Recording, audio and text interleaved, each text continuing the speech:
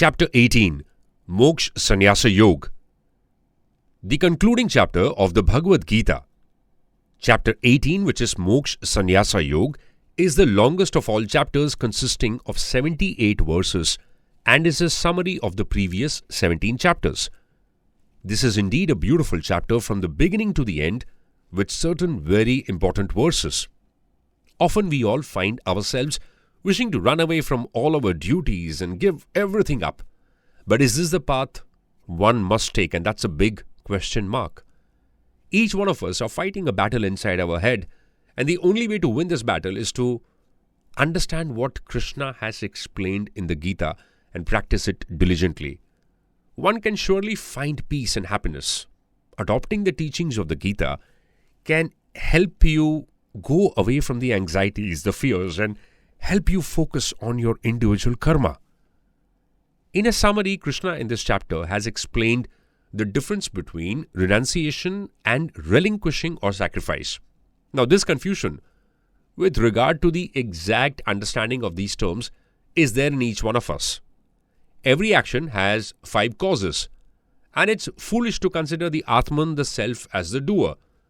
One who does actions without the sense of doership and with an untainted mind is never bound by them.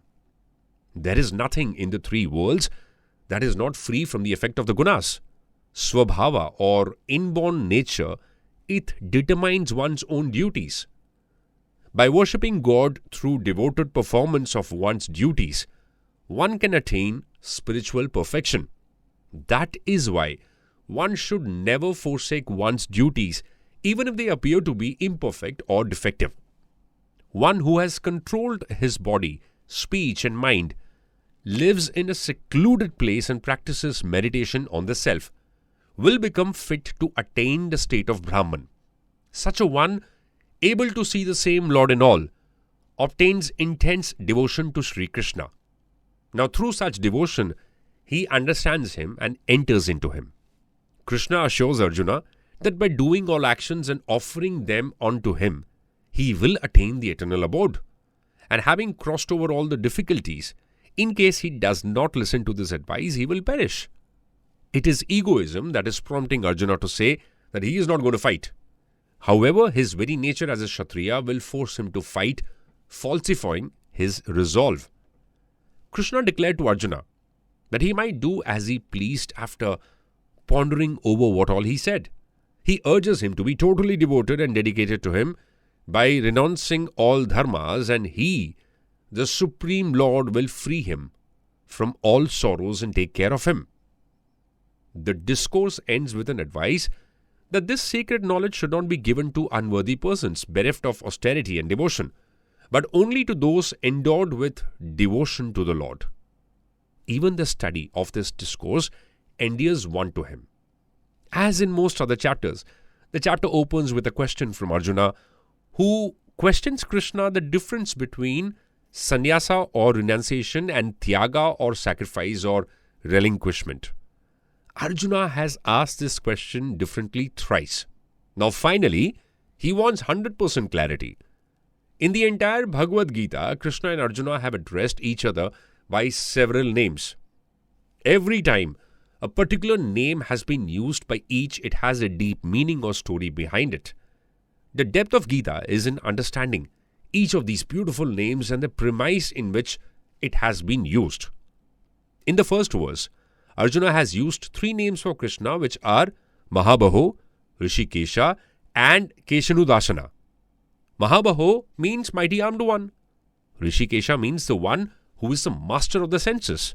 And Keshanudashana refers to the person who has slayed the demon Keshi. Now, Krishna had killed a furious and violent demon called Keshi, who had taken the form of a mad horse and created havoc in the land of Braj. Any confusion or doubt in the mind is like this mad horse that can create havoc and derail one from taking any decision and performing any action. So Arjuna requests Krishna to kill this doubt or confusion in his mind, just as he killed Keshi the demon. When we see this from another perspective, we understand that any knowledge can be transmitted from one person to another only when the environment or atmosphere of teaching, learning is conducive. Here, though, Krishna and Arjuna were standing in the midst of the battlefield. Between themselves, there was an atmosphere of pure love, devotion, and respect, which is very evident from the different names with which they address each other, just as a mother would address her child. Similarly, whenever one wishes to teach someone something and one wishes to learn, the atmosphere must be able to foster love, devotion, and respect between the teacher and the learner for the teaching and learning process to be effective. Totally giving up all desire-prompted activities is renunciation, while giving up the fruits of action is relinquishment. On the face of it, these two statements appear to have the same implications, because desires are always for the fruits of actions. Although both mean giving up of desire, Sanyasa is giving up of desire-motivated action, while Tyaga is giving up of desire for the fruits of actions. Action is the effort put forth at present to attain its fruit in the future.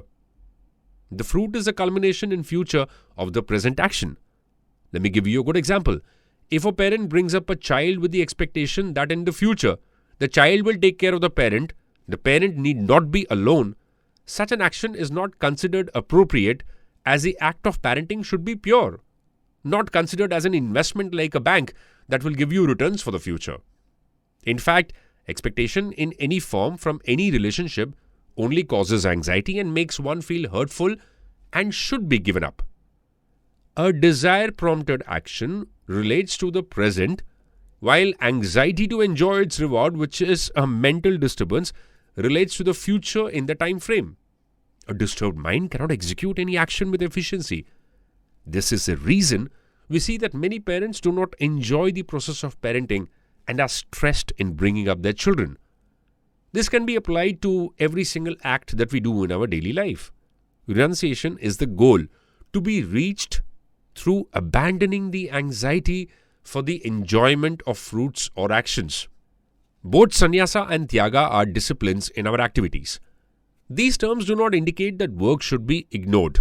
On the other hand, Gita insists that we should always work, but work can be executed with efficiency if these two factors, that is, desire-prompted action and desire for its reward, are eliminated, in which case the work becomes an inspired and noble action. Inertia or non-action is not the ideal. Action without any selfish desires or expectation of gain, performed in the spirit that I am not the doer, I am surrendering myself to the universal self, is the ideal set before us. The Gita does not teach the complete renunciation of works, but the conversion of all works into nishkama karma, or what I call desireless action.